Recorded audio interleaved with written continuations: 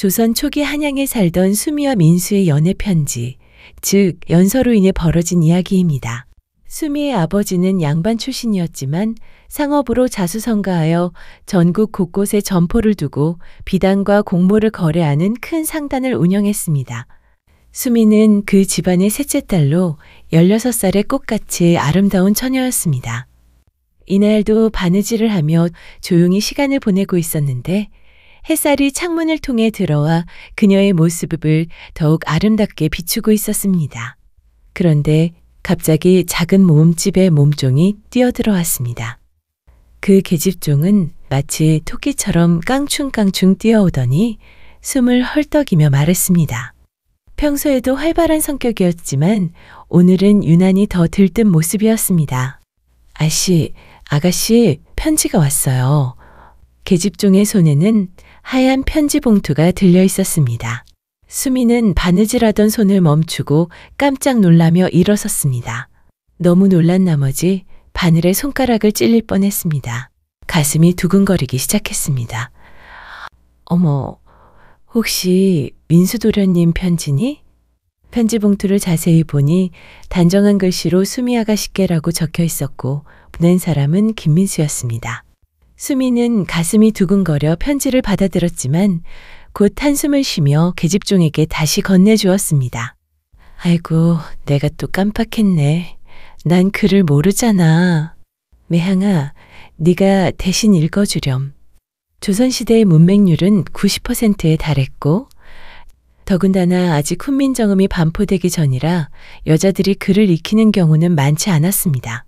비록 양반 출신의 집안이라 하더라도 딸에게는 기본적인 소양만 교육시키고 글을 가르치지 않는 경우가 많았습니다. 이는 그 시대의 슬픈 현실이었습니다.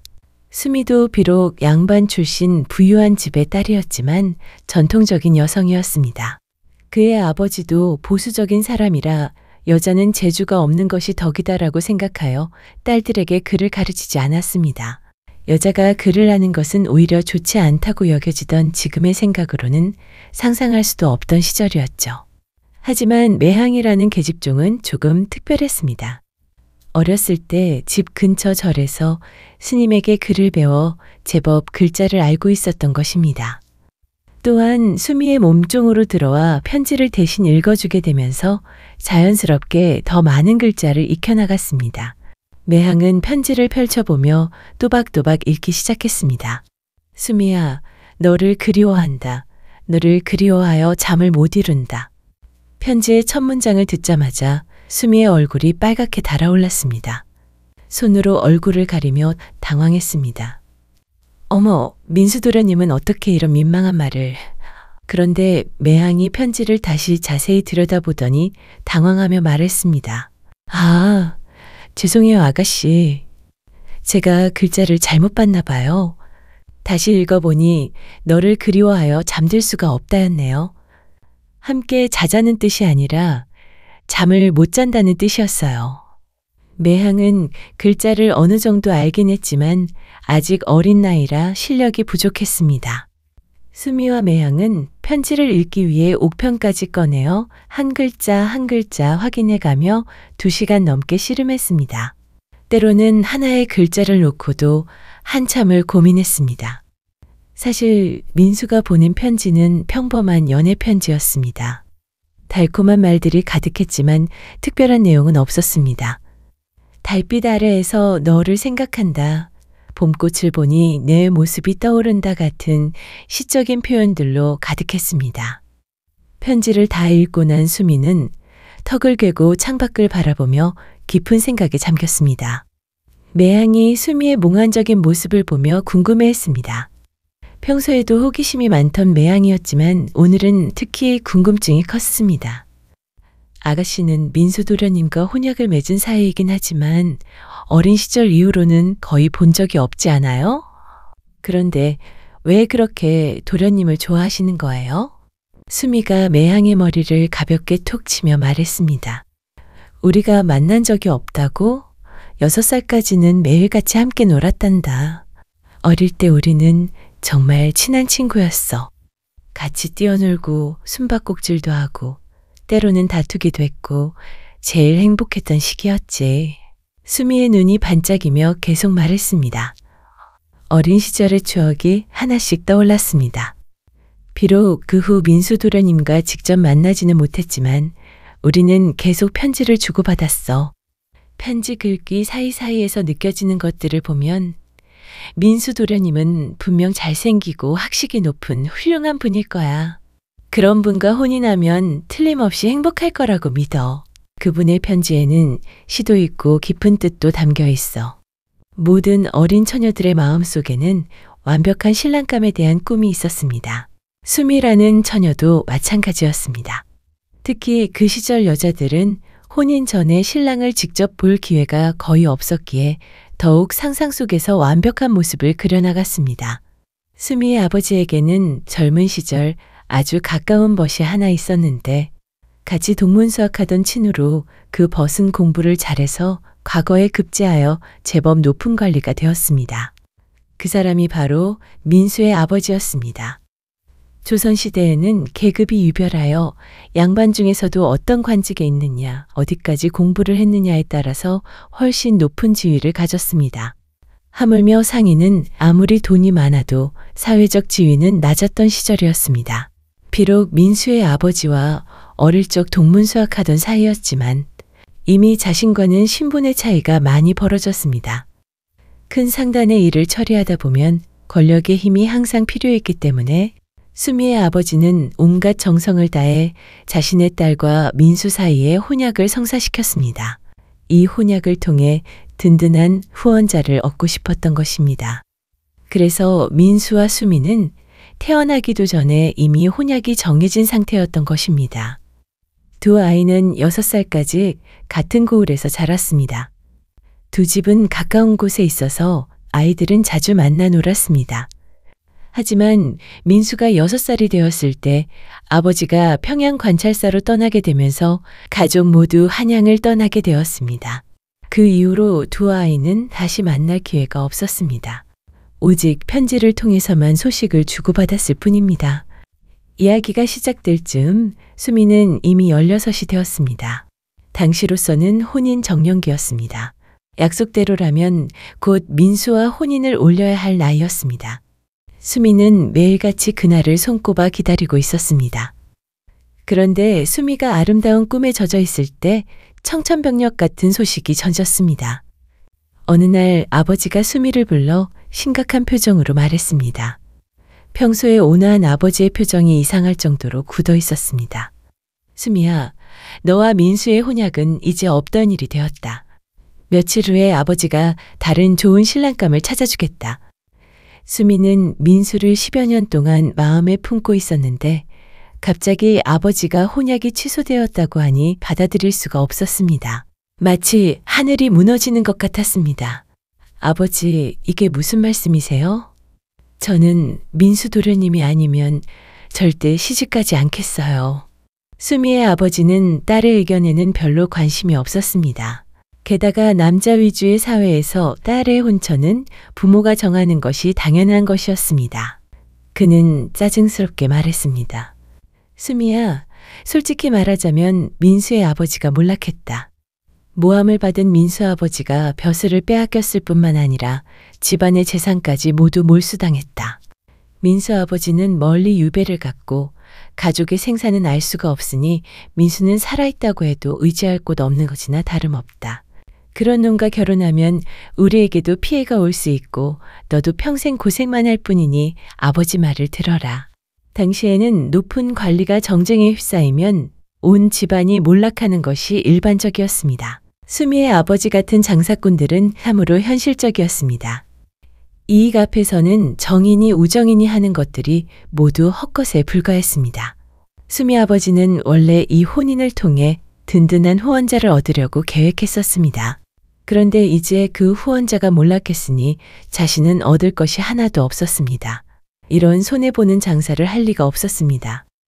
게다가 몰락한 권문세가와 관계를 유지하는 것은 위험하기까지 했습니다. 아버지가 강제로 혼약을 파기한 후 수미는 며칠 동안 밥도 먹지 않고 울기만 했습니다. 방문을 닫고 나오지도 않았습니다. 하지만 어머니는 지혜롭고 착한 딸 수미를 눈에 넣어도 아프지 않을 정도로 사랑했습니다. 어머니는 이대로 가다가는 소중한 딸이 죽을지도 모른다고 생각했습니다. 실제로 수미는 나날이 야위어가고 있었습니다. 딸의 행복을 위해서라면 무엇이든 할 각오였습니다. 수미의 어머니는 원래 부유하고 지체가 매우 높은 양반가의 딸이었습니다. 이런 친정이 든든한 여자들은 시집 와서도 당당했습니다. 특히 자신만의 재산을 가지고 있어서 남편에게 의존하지 않아도 되었습니다. 어머니는 자신의 친정 돈으로 수미를 위해 집 한 채를 샀습니다. 그리고 수미에게 말했습니다. 수미야, 민수 도령에게 편지를 써라. 비록 지금 어려운 처지에 계시지만 우리는 여전히 혼약을 지키겠다고 전해라. 이 일은 내가 책임지겠다. 민수 도령에게 이곳으로 오시라고 하고 오면 이 집을 너희 둘에게 주겠다. 게다가 500냥의 돈도 생활비로 주겠다. 은전 500냥은 당시로서는 상당한 큰 돈이었습니다. 아버지의 뜻은 걱정하지 말아라. 이예미는 너희에게 무엇을 바라지도 않는다. 그저 두 사람이 평안하게 살기만 하면 그것으로 족하다. 이렇게 해서 수미 어머니의 주선으로 두 사람의 혼인 문제가 해결되었습니다. 이 일에는 수미 아버지의 돈이 한 푼도 들어가지 않았고 부인을 어려워했기 때문에 그도 별다른 반대를 하지 않았습니다. 오히려 체면을 구기지 않으면서도 위험한 관계를 정리할 수 있어서 다행이라고 생각했습니다. 혹시라도 민수 아버지가 다시 권력을 찾게 된다면 그 또한 문제가 생길 수 있었기 때문입니다. 수미가 민수에게 편지를 보낸 후 새로 장만한 집으로 이사했습니다. 그 집은 작지만 아담하고 깔끔한 한옥이었습니다. 마당에는 예쁜 나무들이 심어져 있어 운치가 있었습니다. 어느 날 그녀가 마당에서 멍하니 앉아 있는데 한 남자가 대문을 열고 들어왔습니다. 수미야, 나다, 민수야. 수미와 민수가 마지막으로 만난 것은 10년 전, 두 사람이 6살 때였습니다. 수미는 어렴풋한 기억을 되살려 보니 앞에 선 사람이 확실히 민수인 것 같았습니다. 키도 제법 크고 얼굴도 준수했습니다. 정말 민수 도련님이세요? 도련님을 기다리느라 얼마나 고생했는지 몰라요. 6살부터 16살까지 10년 동안 두 사람은 직접 만나지는 못했지만 편지는 꾸준히 주고받았습니다. 서로의 마음은 알고 있었지만 변한 현재의 모습은 모르는 상태였습니다. 민수가 와서 두 사람이 주고받았던 편지 이야기를 자세히 했습니다. 편지의 내용이 모두 일치했기 때문에 수미는 더 이상 의심하지 않았습니다. 심지어 어린 시절의 추억까지 정확하게 기억하고 있었습니다. 신분이 확인된 후 두 젊은이는 간단한 혼례를 올렸습니다. 큰 잔치는 할 수 없었지만 정성스럽게 준비했습니다. 그리고 새 집에서 부부로서의 첫날 밤을 보냈습니다. 하지만 어째서인지 민수는 아버지 일로 대신 처리할 일이 있다며 수미에게 돈을 받아 나가서 밤새 돌아오지 않고 새벽에야 초췌한 모습으로 나타났습니다.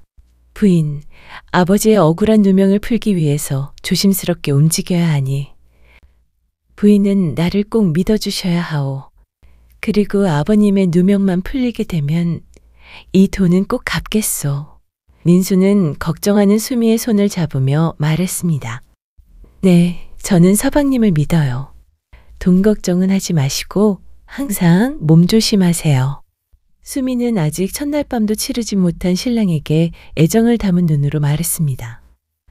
혼인한 지 보름이 되도록 매일 이런 식으로 밤에 몰래 새 신랑은 돈을 받아서 외출하였습니다. 그래도 수미는 마침내 오랫동안 꿈꿔왔던 행복을 얻었다고 생각했습니다.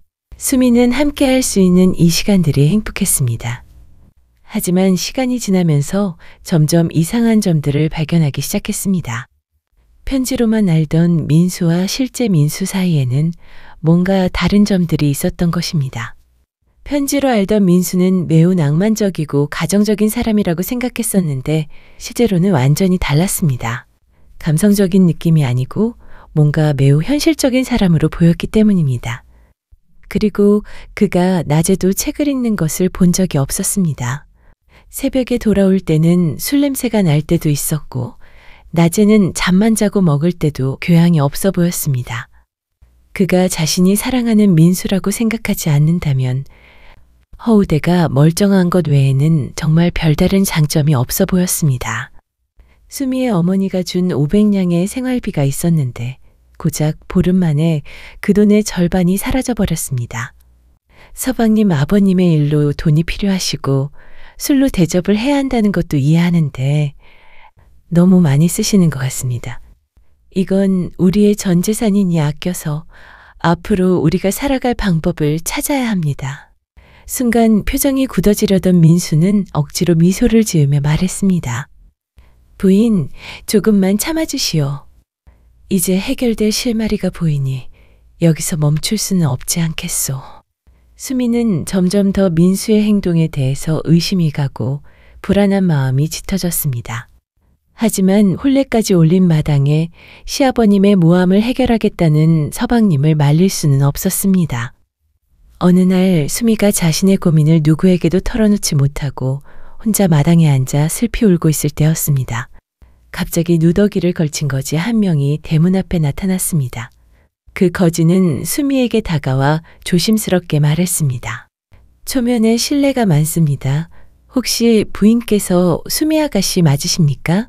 수미는 갑자기 나타난 거지에게 깜짝 놀랐습니다. 울고 있던 것도 있고 당황하며 일어섰습니다. 어머, 당신은 누구세요? 우리 집에 무슨 일로 오셨나요? 그 거지는 품속에서 편지 하나를 꺼내 보여주었습니다. 그리고 떨리는 목소리로 말했습니다. 수미야, 나는 김민수다. 보아라, 이것은 네가 나에게 보낸 편지다. 반년 전 수미가 어머니의 허락을 받고 매항을 시켜서 민수에게 보낸 편지였습니다. 수미는 그 편지를 분명히 기억하고 있었습니다. 매항이 대신 써준 글씨체도 기억나고 있었습니다. 글을 모르는 수미라도 매항의 독특한 글씨는 알아볼 수 있었습니다. 이제 수미의 머리는 완전히 엉망이 되었습니다. 도저히 상황을 이해할 수가 없었습니다. 만약 이 사람이 진짜 민수라면 지금 자신과 혼인해서 살고 있는 남자는 누구란 말인가? 반대로 이 거지가 가짜라면 어떻게 그 편지를 가지고 있을 수 있을까요? 너무 많은 의문이 한꺼번에 밀려와서 수미는 아무 말도 할 수 없었습니다. 그저 멍하니 서 있을 뿐이었습니다. 수미가 여전히 자신을 믿지 않는다는 것을 안 거지는 갑자기 윗옷을 벗기 시작했습니다. 수미는 깜짝 놀라 소리쳤습니다. 아, 이봐요. 당신 지금 뭐 하는 거예요? 저리 가세요. 하지만 그 남자는 완전히 벗는 것이 아니라 어깨 부분만 드러냈습니다. 그리고 어깨에 있는 상처를 가리키며 말했습니다. 수미야, 기억나지 않니? 우리가 6살 때 사탕을 놓고 다투었잖아. 네가 화가 나서 내 어깨를 깨물었던 일 말이야. 보아라, 아직도 네 이빨 자국이 희미하게 남아있다. 그 말을 듣자 수미의 기억이 되살아났습니다. 맞았습니다. 어릴 때 민수와 사탕을 놓고 싸우다가 정말로 그의 어깨를 깨문 적이 있었습니다. 그때 아버지에게 크게 혼났기 때문에 기억이 선명하게 떠올랐습니다. 어머, 정말 그런 일이 있었어요. 그럼 당신이 진짜 민수 도련님이라는 말씀인가요? 그러면 지금 저와 함께 살고 있는 그 사람은 누구란 말인가요? 이 질문을 생각하니 수미의 등골이 오싹해졌습니다. 수미는 진짜 민수를 집 안으로 모시고 들어가서 자초지종을 들었습니다. 진짜 민수가 들려준 이야기는 이러했습니다. 반년 전 민수의 아버지가 유배를 가고 민수는 정말 거지나 다름없이 집에서 쫓겨나야 하는 상황이었습니다. 그때 수미의 편지가 도착했습니다. 편지를 읽고 민수는 너무 기뻤습니다. 네, 이럴 수가. 수미와 함께 살 수 있을 뿐만 아니라 집과 생활비까지 해결된다니 정말 하늘이 도와주는구나. 하지만 곧 문제가 생겼습니다. 수미가 사는 곳까지 가려면 먼 길을 여행해야 했는데 여행비도 없고 입을 옷도 변변치 않았습니다. 그래서 민수는 한양에 사는 유일한 친척인 작은 아버님 댁을 찾아갔습니다. 민수의 아버지와 작은 아버지는 형제였지만 사이가 좋지 않았습니다. 그래서 평소에는 거의 왕래가 없었습니다. 하지만 지금 상황에서는 도움을 청할 곳이 그곳뿐이었습니다. 다행히 사촌형과 그의 아버지는 민수를 매우 따뜻하게 맞아주었습니다. 밥을 먹으면서 민수는 수미에 대한 이야기를 모두 털어놓았습니다. 수미가 집과 돈을 준다는 이야기까지 자세히 말했습니다. 하지만 이 말을 들은 사촌형과 그의 아버지는 나쁜 마음을 품게 되었습니다.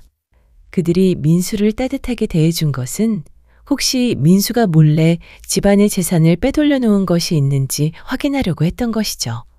그러다 뜻하지 않게 민수와 수민의 편지 얘기를 듣고 민수의 사촌형 김병호를 민수 대신 한양에서도 큰 부잣집이었던 수민의 집과 혼인을 시키는 계략을 생각한 것입니다. 그 집안을 이용해 큰 돈을 벌려고 했던 것이죠. 사촌형의 이름은 김병호였는데 외모는 민수와 꽤 비슷했지만 그는 도박과 기생에 빠져 사는 한량이었습니다. 그들 부자는 서로 눈짓을 주고받으며 악한 계획을 세웠습니다. 며칠 동안 병호는 민수에게 글쓰기를 배운다는 핑계로 편지에 대해 자세히 물어보았습니다. 민수는 편지를 쓸 때마다 초고를 작성하는 습관이 있었는데 병호가 친절하게 대해주자 그 초고들을 모두 보여주었습니다. 어느 날 민수는 사촌형 병호의 권유로 방에서 간단한 약주를 하게 되었고 술을 한 잔 마시자마자 곧바로 정신을 잃었습니다. 3일 후에 깨어났을 때는 산속의 사냥꾼 오두막이었습니다. 사냥꾼이 말하기를 민수의 뒤통수에는 무언가에 맞은 상처가 있고 손발이 묶여 있었다고 합니다.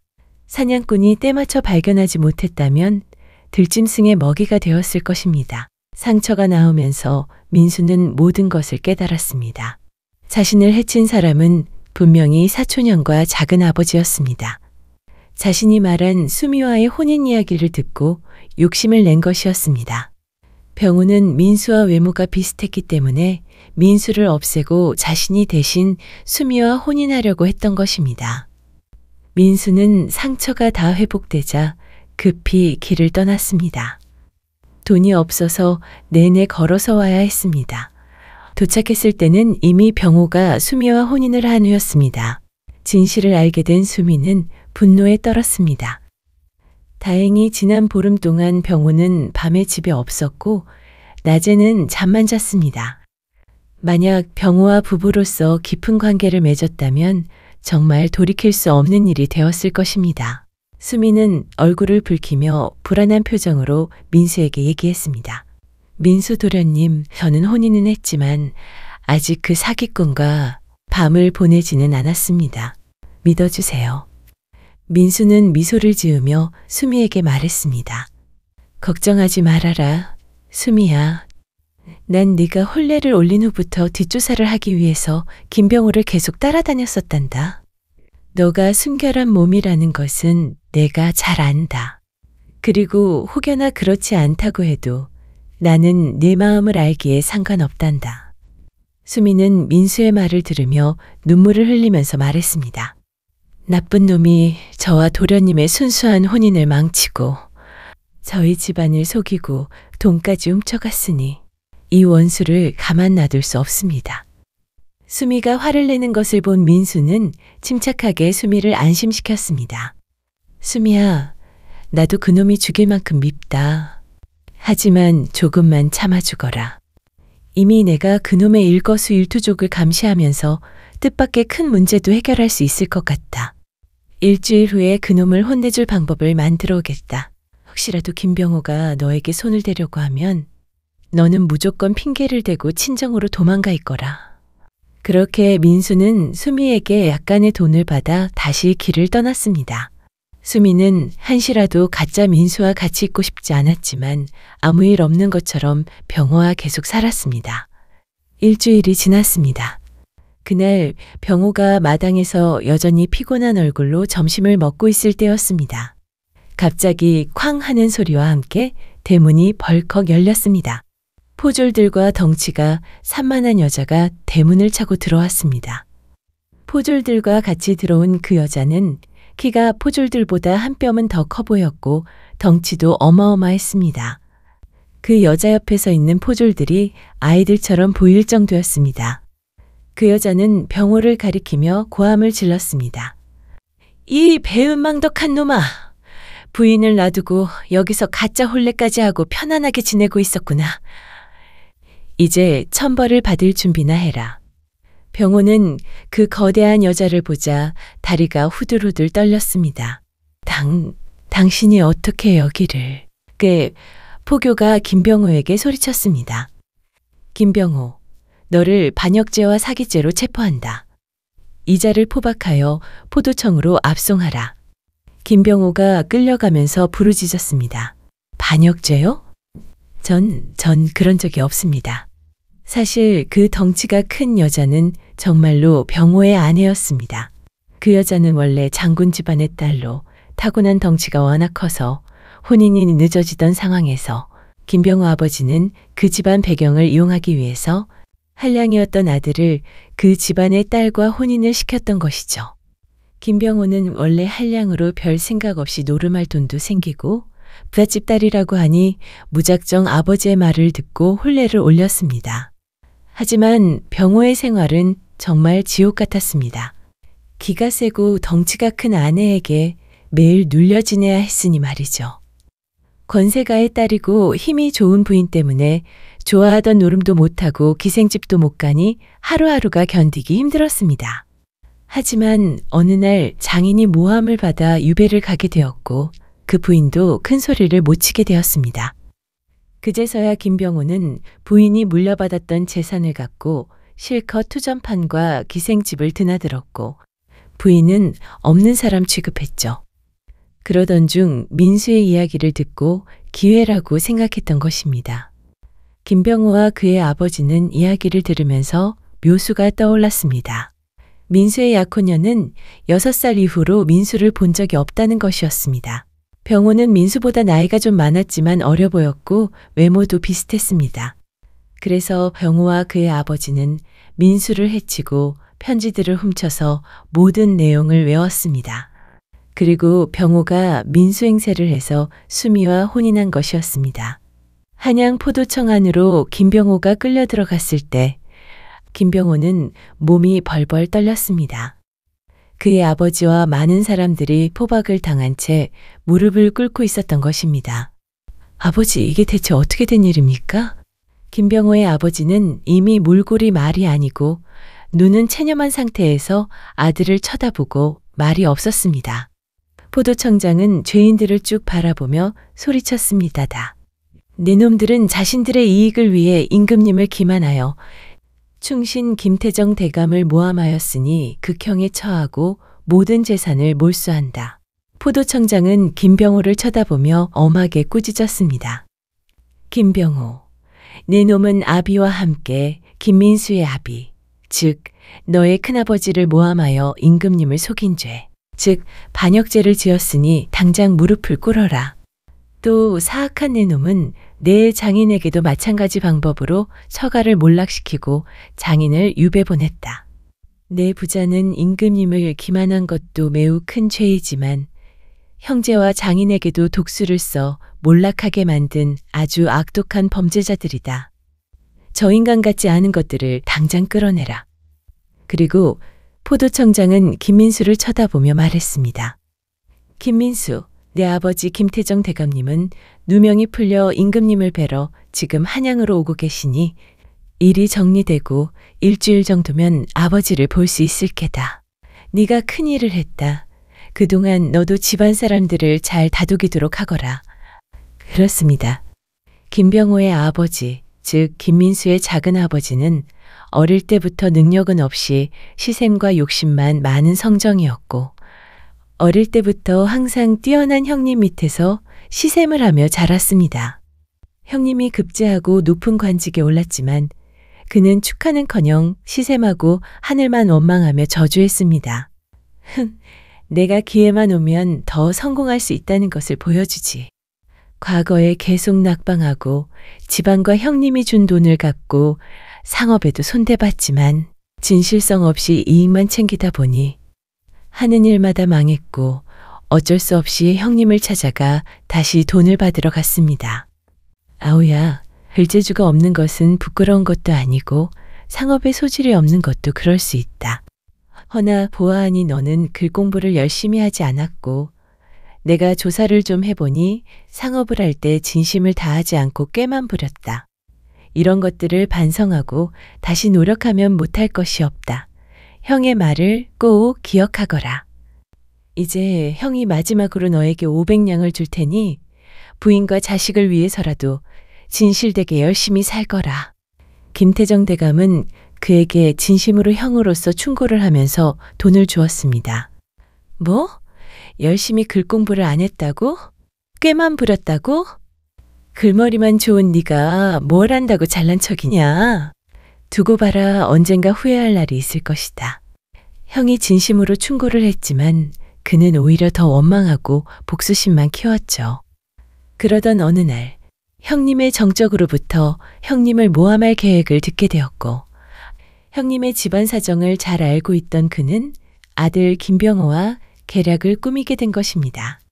원하던 대로 형님은 모함을 받고 유배를 가게 되었고 집안은 몰라챘습니다. 하하, 그것 봐라. 이제 누가 이겼지?